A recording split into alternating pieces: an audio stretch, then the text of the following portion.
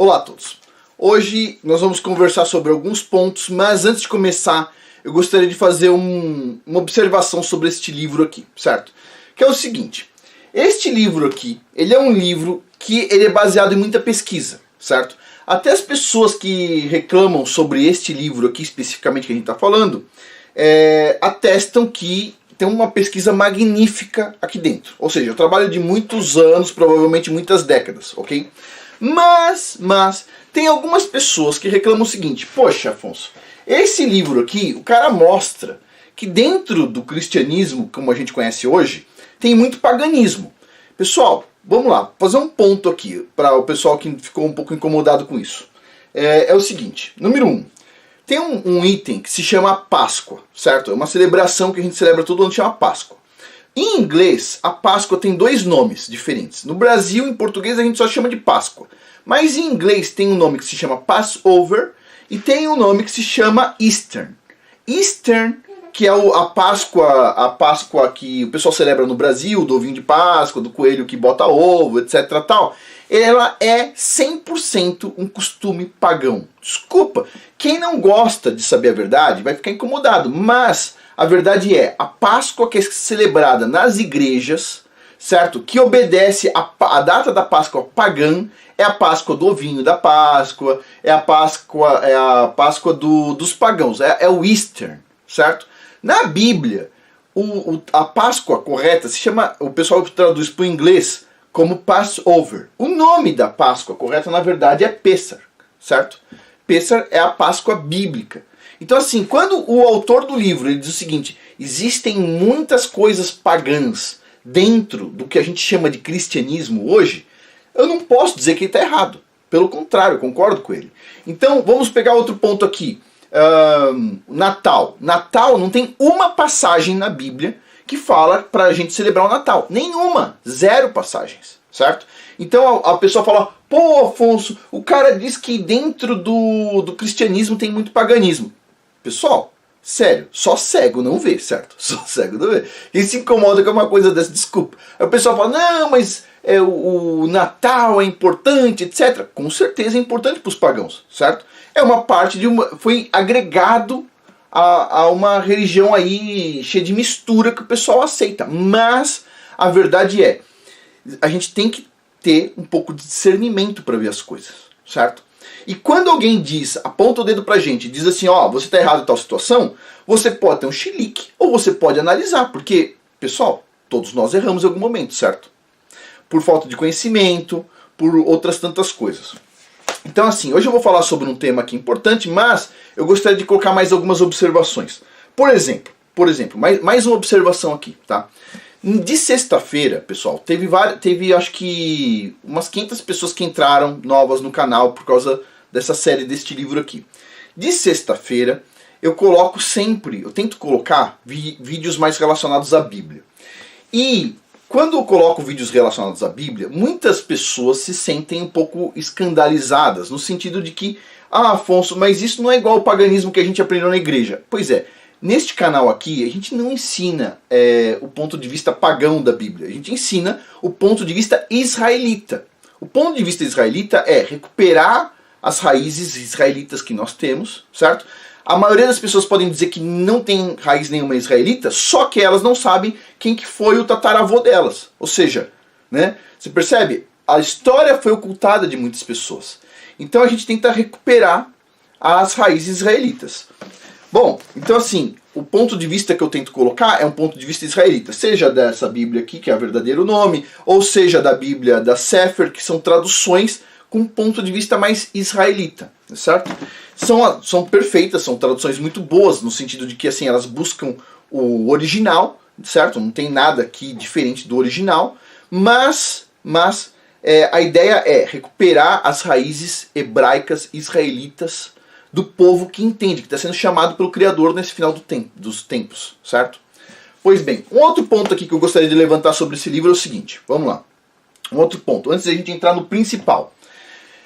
Muitas pessoas se sentiram escandalizadas quando eu coloquei aqui, que neste livro aqui, no estudo que o cara fez aqui, que é um estudo muito completo, assim, o cara realmente fez um estudo muito bom.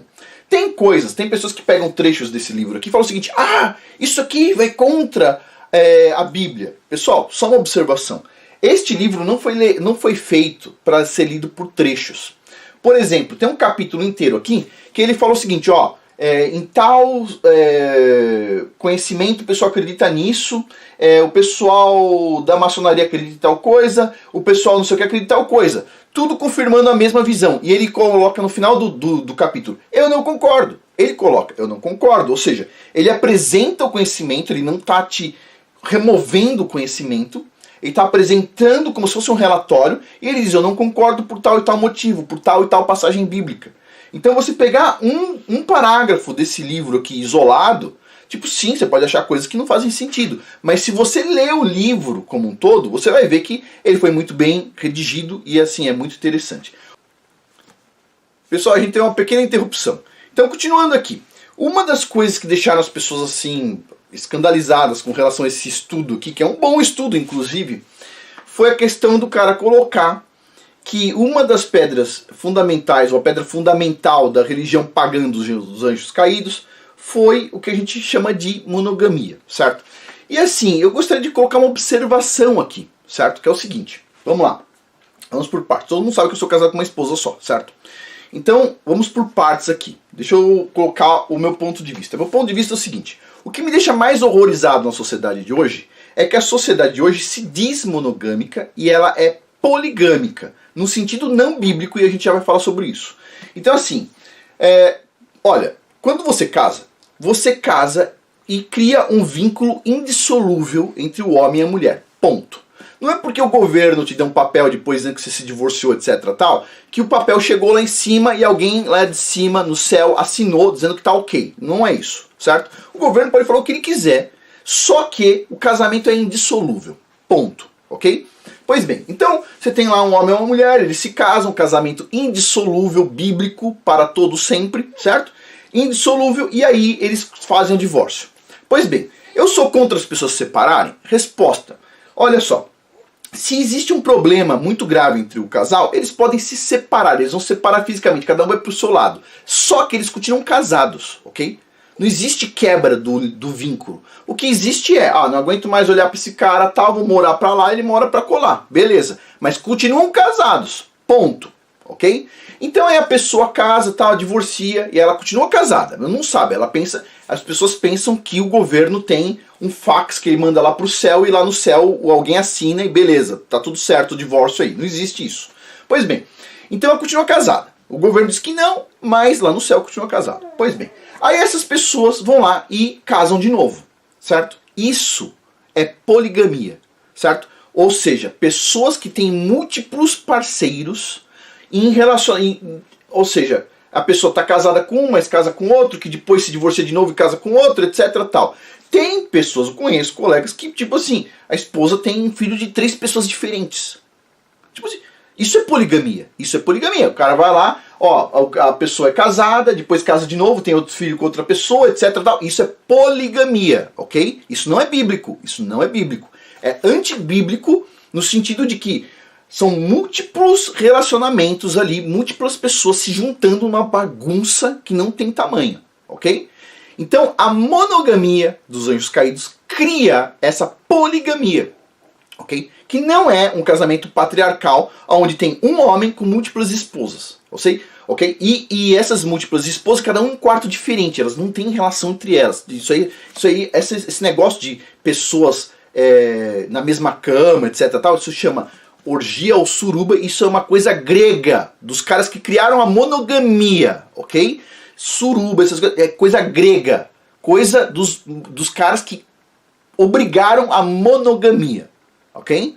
Pois bem, então assim, relacionamentos dos mais perversos que você pode imaginar vieram dos mesmos caras que criaram a monogamia. E a monogamia cria a poligamia que a gente vê hoje, que é a pessoa se divorcia, casa, divorcia, casa, divorcia, casa, divorcia, casa, etc, tal, quantas vezes elas quiserem, porque na cabeça delas, o governo ele tem um fax com o céu, que ele manda um fax, e o céu lá assina e tá tudo beleza.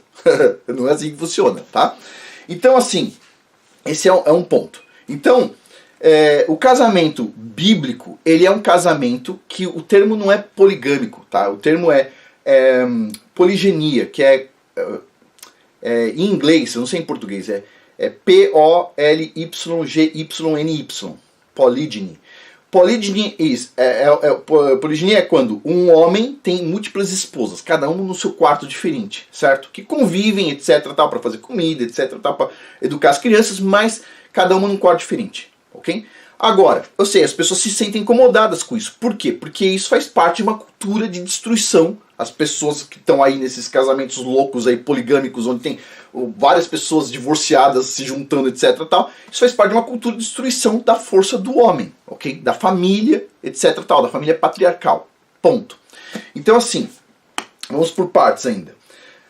O rei Davi teve mais do que uma esposa, ok? E o Criador falou para ele, através do profeta, o seguinte, o rei Davi, presta atenção, que ele já tinha várias esposas, e ele foi pegar a esposa do Urias, e o Criador falou assim, se você quisesse mais mulher, eu tinha te mandado mais mulher. Você não precisava pegar a esposa do Urias, percebe? Ou seja, o Criador, ele é contra o pecado, ele não aprova nenhum tipo de pecado, e ele não via problema nenhum no rei Davi, ele tem múltiplas mulheres, ele via o problema de ele pegar a mulher do Urias. A maior parte das pessoas hoje faz o quê? Casa lá com divorciados, divorciadas, etc. Tal. Isso aí é a mesma coisa que o rei Davi fez, percebe? Só que o rei Davi fez de uma forma ainda mais perversa, mas é a mesma coisa, isso não é certo. Agora, o cara ter lá múltiplas esposas, se o país lá da pessoa permite, etc. Tal, tem lá... Tá tudo tranquilo? Eu não sou contra, certo? De novo, só tem uma esposa. Mas eu sei que o rei Davi tinha múltiplas esposas. Eu sei que Jacó também tinha 4 esposas. Eu sei que o pai do profeta Samuel tinha 2 esposas. Eu sei que Salomão tinha 1000 esposas. Não devia ter tido tanto, né? Não devia ter multiplicado tanto. Mas ele tinha 1000 esposas. E tipo assim, e várias pessoas importantes na Bíblia tinham múltiplas esposas para ter famílias grandes, ok? E alguém vai falar o seguinte, pô, mas isso... tem a ver com a pessoa não controlar os instintos, negativo. Esses patriarcas pensavam sempre na questão de comunidades, ponto. Então assim, é uma visão diferente do que as pessoas têm hoje, certo? Então assim, as pessoas se sentem horrorizadas quando o cara fala aqui que isso é uma religião dos anjos caídos, faz parte da religião dos anjos caídos, a poligamia, não, desculpa, a monogamia, mas ninguém vê mal nenhum no presidente da república teve 4 divórcios, ou 3 divórcios. No ponto de vista bíblico, ter múltiplos divórcios simplesmente é poligamia, ok? Não tem construção. As pessoas veem um monte de gente aí que, tipo assim, é a competição dos sem vergonhas. Quanto mais ser vergonha, mais o cara fica famoso, a mulher fica famosa, etc. Tal. Isso tudo, pode ter certeza, isso sim é errado, ok? E ninguém vê mal nenhum, ponto. Né? Agora, se o cara estiver construindo uma família com múltiplas esposas, aí é o fim do mundo, entendeu? Desculpa, pessoal, eu vou falar uma coisa pra vocês, eu quero que todo mundo tenha consciência. Se Jacó, com suas 4 esposas e seus 12 filhos, batessem na porta da minha casa, eles iam ser muito bem recebidos, eu não ia achar nada estranho, nada, 0%, ok? Patriarca Jacó, ok, pois bem. Se o pai do profeta Samuel viesse com a esposa dele, com o filho dele, Samuel, e a outra esposa dele... não via problema nenhum, ok? Ponto. Continuando aqui. Então, as pessoas elas se sentem um pouco incomodadas, por quê? Porque na verdade, tipo assim, esse livro realmente, ele assim, dá um chacoalhão nas pessoas, no sentido de que as pessoas elas começam a perceber que existem muito esoterismo e paganismo dentro do que o pessoal chama de cristianismo, certo? Então assim, nesse canal aqui, toda sexta-feira a gente põe um vídeo, normalmente, sobre o que a gente vai pensar no Shabat, refletir, etc. Tal. E o pensamento do momento é sobre a Páscoa. Ok, pessoal, vamos falar então aqui sobre as festas. Pessah, que é a Páscoa, certo? E não a Páscoa pagã, mas a Páscoa verdadeira. Em inglês existem 2 palavras para definir a Páscoa, que é o Easter, que é pagão, que é celebrado pela maioria das igrejas cristãs, e tem o Passover, que é a Páscoa real, a Páscoa que aconteceu, etc. Tal, que é traduzido para o termo em hebraico é Pessah, certo? Depois, junto com a Pessah, você tem uma semana de festa, basicamente. Você tem a festa dos pães sem fermentos, que é o Matzah. Você tem os primeiros frutos, que é o Bikurim. Pois bem. E tudo isso aqui tem relação com o Messias, certo? O pessoal chama de Jesus Cristo, mas cujo nome hebraico é Yahushua HaMashiach. Pois bem, então vamos lá. Então, aqui eu estou colocando as datas dos dois principais grupos que eu respeito, né, para essas festas. Tem algumas divergências, os dois grupos seguem calendário de Enoque, mas um tem uma adaptação lá para a questão de uma semana, etc. O outro é diferente. Né? Um considera algumas questões que eu não entendo exatamente, mas o outro são diferentes, certo? Mas os dois eu respeito muito. Então eu estou colocando as duas datas aqui para essas celebrações solenes para o ano de 2021. Não é todo ano, não cai na mesma data, ok? No calendário gregoriano. Então vamos lá. Pêssar ou Páscoa. No grupo da editora Sefer, mas Sefer com C, não a com S, a Sefer com C é a Sefer dos Estados Unidos, a com S é do Brasil. Da editora Sefer, o pessoal coloca a Pêssar dia 26 de março, certo? O dia que vocês estão assistindo esse vídeo. No grupo do Yahusef, o pessoal coloca dia 30 de março, a Pêssar. Pois bem. Em seguida a Pêssar, no dia seguinte começa a semana onde tem a festa dos pães sem fermentos. A gente vai falar sobre ela, que se chama Matzah. No grupo da editora Sefer começa então no dia seguinte, dia 27, e no grupo do pessoal do Yahusef começa no dia seguinte, do dia 30, dia 31. Então você vai escolher. Se você escolher dia 26, a outra festa é dia 27. Se você escolher dia 30, a outra festa é dia 31. Ok? Pois bem. E ela termina, para quem celebra no dia 27 o início dela, ela termina no dia 2 de abril. Para quem celebra o início dela no dia 31 de março, ela vai finalizar no dia 6 de abril. Ok? Pois bem, e no meio dessa festa aqui, a gente tem uma outra festa que se chama a Festa dos Primeiros Frutos, ou Bicurim. Okay? O Bicurim, ele começa no dia, na editora Sefer, na conta que eles fazem, no dia 28 de março, ou seja, 3 dias depois, e no grupo do Yahusef no dia 3 de abril. Aí ele faz uma conta diferente aqui, pelo que eu entendi, ou talvez seja questão de horário e tudo mais. Mas são as datas aqui, eu estou colocando os dois porque eu respeito os dois grupos. Pois bem, continuando aqui. Então é o seguinte, a Páscoa é um memorial anual que comemora então a nossa salvação da escravidão. Ou seja, lembra da salvação de Israel do Egito, assim como a nossa salvação perante os nossos pecados através do sacrifício perfeito do nosso sumo sacerdote Yahushua, que derramou o seu próprio sangue para fazer a expiação de nossos pecados. Certo? Pois bem, ele é o cordeiro da Pêssar. Nós veremos hoje que somos ordenados em ambos os livros, a Antiga Aliança e a Aliança Renovada, a nos lembrarmos de quem nos salvou da escravidão. Então, no Egito, o povo hebreu estava como escravo ali, e ali aparece a Pêssar, quando eles são libertos do Egito, daquela escravidão. E depois, no Novo Testamento, ou na Aliança Renovada, a gente tem o Messias, que vem salvar a gente dos nossos pecados, pagar pelos nossos pecados, certo? Pois bem. E o período é o mesmo, é a mesma festa.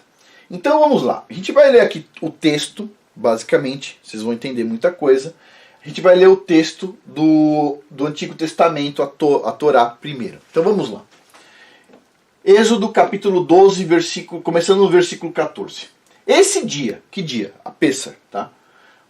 Esse dia, portanto, será para vós um memorial, e o celebrareis como uma festa perene para Yahweh nas vossas gerações, e celebrareis por decreto perpétuo. Durante 7 dias comereis pães matzah, ou seja, sem fermento.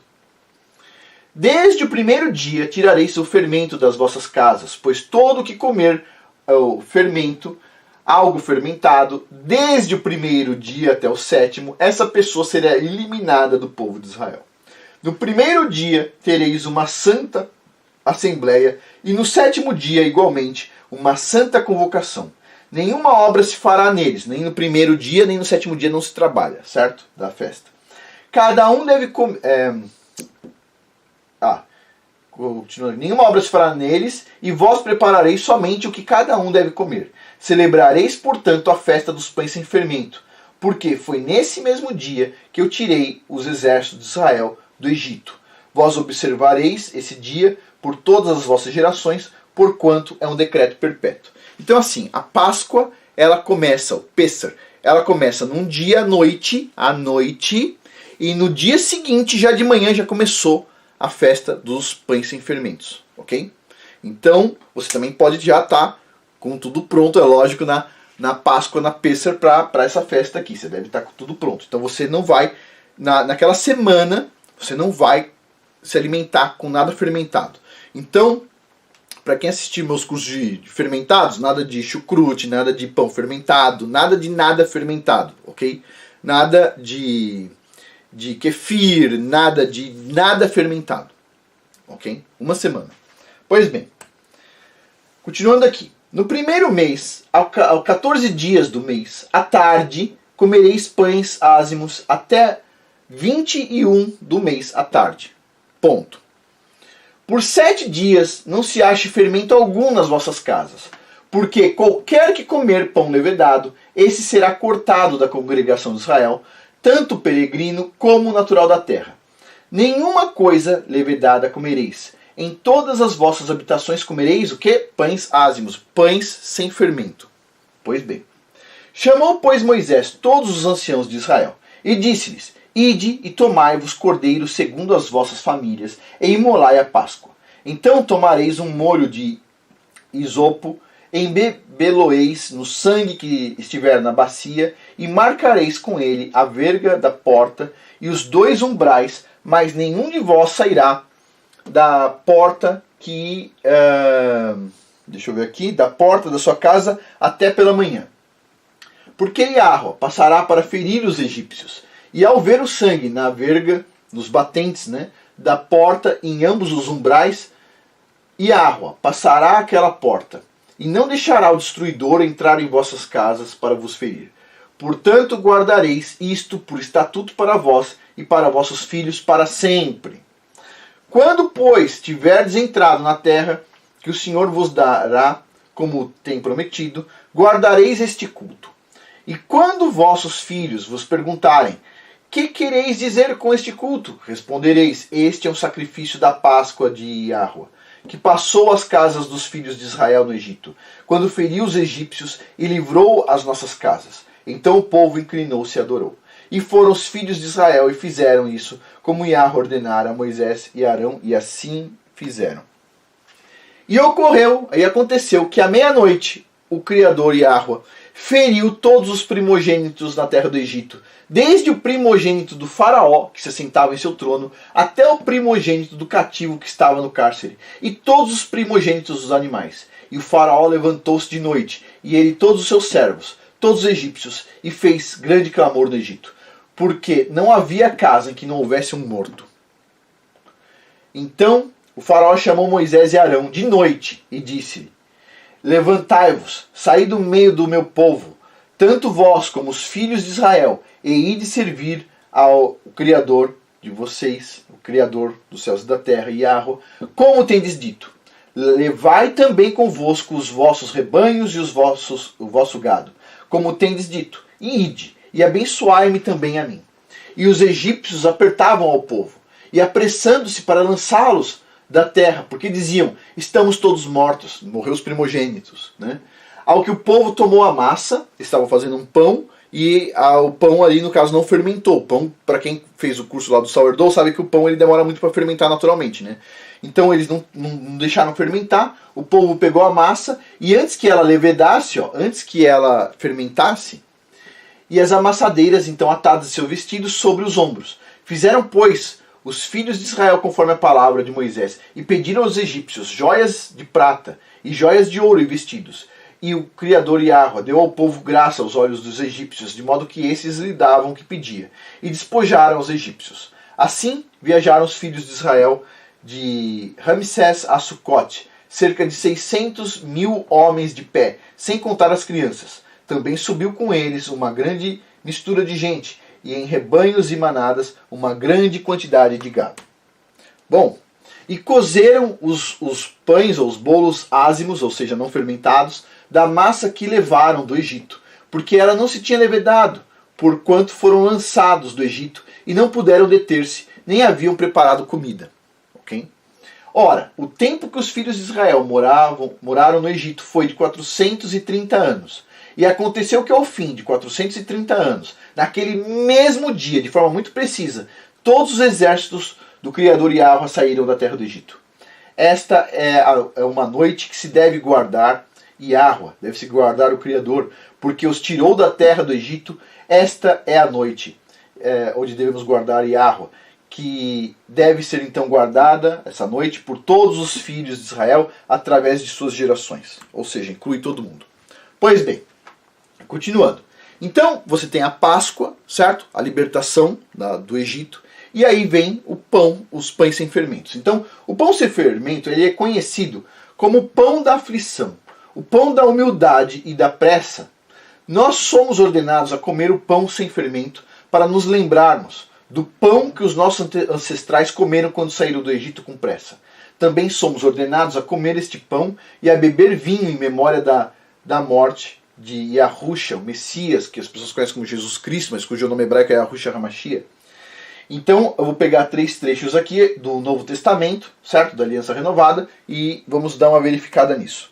Então, olha só. 1 Coríntios, capítulo 5, versículos de 6 a 8. Esse vosso orgulho não é bom.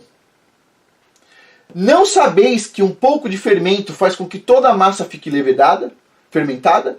Livrai-vos do fermento velho, a fim de que sejais massa nova e sem fermento, assim como certamente sois. Portanto, Yahusha, nosso cordeiro pascal da Páscoa, nosso cordeiro da Páscoa, foi sacrificado. Por isso celebremos a festa. Não com fermento velho, nem com fermento do maligno, da corrupção, mas com os pães sem fermento da sinceridade e da verdade, que as pessoas não gostam muito da verdade, né? Mas vamos lá. Continuando aqui. 1 Coríntios, capítulo 11, e a gente vai pegar aqui uma parte do versículo 23 para frente.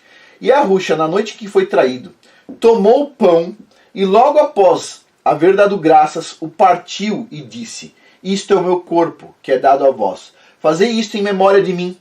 Do mesmo modo, depois de comer, ele tomou um cálice e declarou: este cálice é a nova aliança no meu sangue. Fazei isto todas as vezes que beberdes em memória de mim.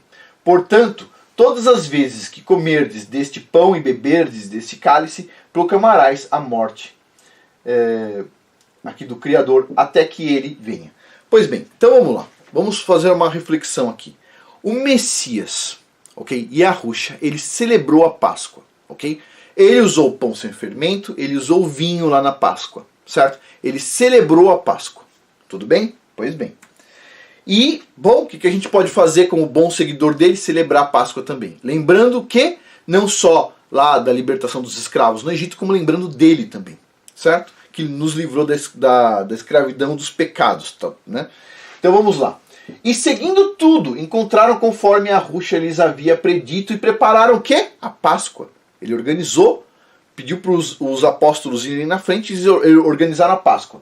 Quando chegou o momento, Yahusha e os seus discípulos se reclinaram à mesa. Então ele lhes revelou: tenho desejado ansiosamente comer convosco esta Páscoa, essa Pêssar, antes da hora do meu sofrimento.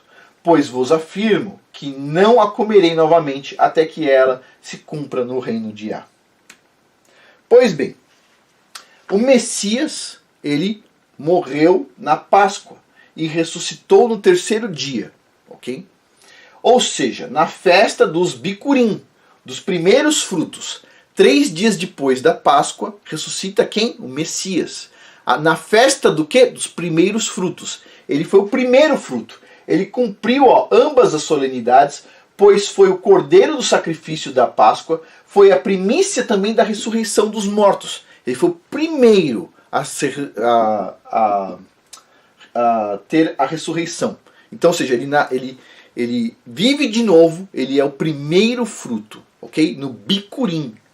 Então, ele também foi o pão sem fermento, pois não havia nenhum pecado nele. Cumpriu assim a solenidade do Matzah, ou seja, das festas dos pães sem fermentos. Agora vem uma pergunta comum, que é o seguinte, vamos lá. Essa aqui. Se o Messias celebrou a Páscoa com os apóstolos, como é que ele foi morto na Páscoa? Essa é difícil, hein? Vamos lá. Ele celebrou a Páscoa, todo mundo sabe disso. Ele mandou o pessoal na frente. Lá na frente, eles chegaram lá no lugar, encontraram tudo que tinha lá, prepararam a Páscoa. Chega o Messias. O Messias tem a última ceia com os apóstolos na Páscoa. Mas ele foi o cordeiro do sacrifício da Páscoa. E ele não foi sacrificado naquele dia, porque ele estava se alimentando ali, estava comendo. Então como é que foi isso? porque você tem basicamente duas datas de Páscoa, ok? Você tem uma data de Páscoa, tem a data principal da Páscoa, que é onde ele foi morto como cordeiro pascal, a data principal, e no dia anterior à Páscoa você tem uma Páscoa que você pode normalmente estar celebrando com pessoas que não estão puras. A gente vai ver isso. A gente só pode estar celebrando a Páscoa na data específica, correta, etc. tal, só as pessoas que são circuncisas. Então vamos dar uma olhada aqui, ó.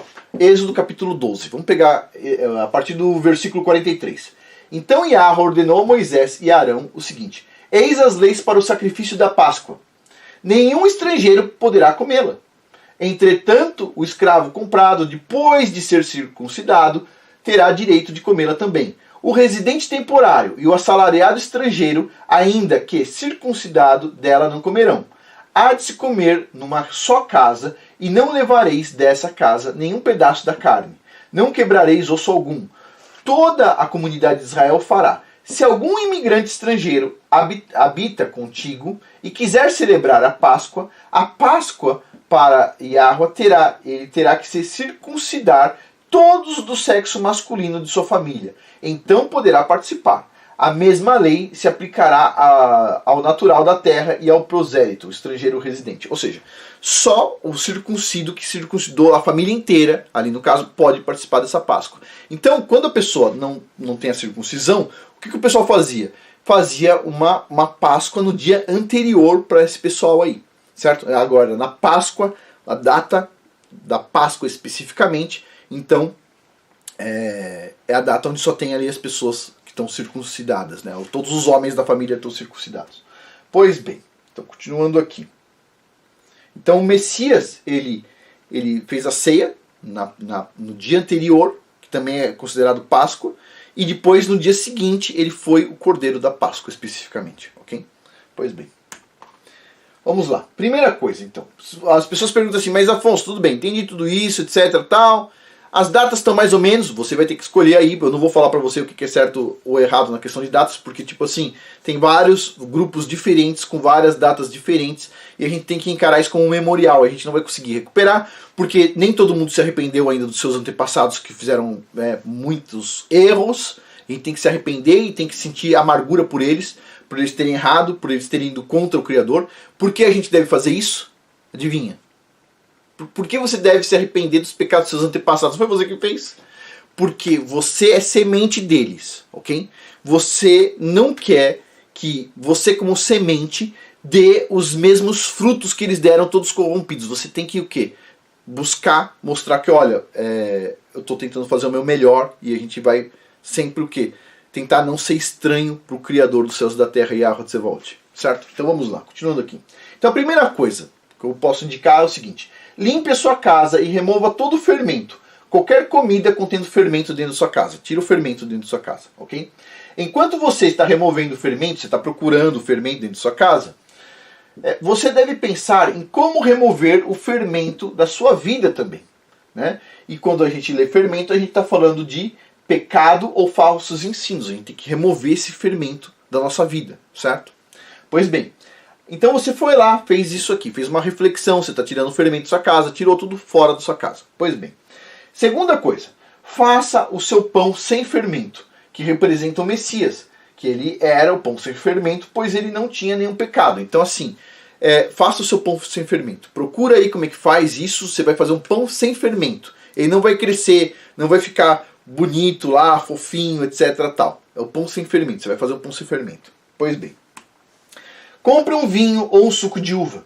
O vinho representa o sangue do Messias que foi derramado na Páscoa para nos santificar. Ele foi o sacrifício perfeito, certo? Prepare ervas amargas como escarola, mostarda, agrião, chicória, etc. Essas ervas amargas nos lembram do amargor da escravidão do Egito e do amargor dos nossos pecados, né? Que, puxa vida, alguém sem pecado teve que morrer pelos nossos pecados, né? Então, tipo assim, isso é amargo demais. Faça uma comida especial de cordeiro, pelo menos os israelitas faziam de cordeiro, então assim, uma opção, é um memorial, certo? Você não vai conseguir fazer como o pessoal fazia, mas é um memorial. Então se você conseguir, comprar um pedaço de cordeiro, no caso, ou eventualmente até um pernil de cordeiro, que é pequeno, pesa uns... Quanto pesa? Pesa uns 2 quilos, 2 quilos e 100, 1 quilo e 900. É um pernil assim de cordeiro, não vai comprar um pernil de porco, né, filho? Mas vamos lá, de cordeiro, por isso que eu coloquei já grande aqui, porque as pessoas sempre associam pernil com porco, né? De cordeiro, certo? A coxa do cordeiro, para simbolizar o cordeiro da Páscoa, né? O Messias, especificamente. E lembre-se de não usar fermento durante uma semana, pois imediatamente após a Páscoa, inicia a festa dos pães sem fermento. Então a gente fica sem usar fermento durante uma semana. Bom, pessoal, por hoje é isso. Muito obrigado a todos. Até mais.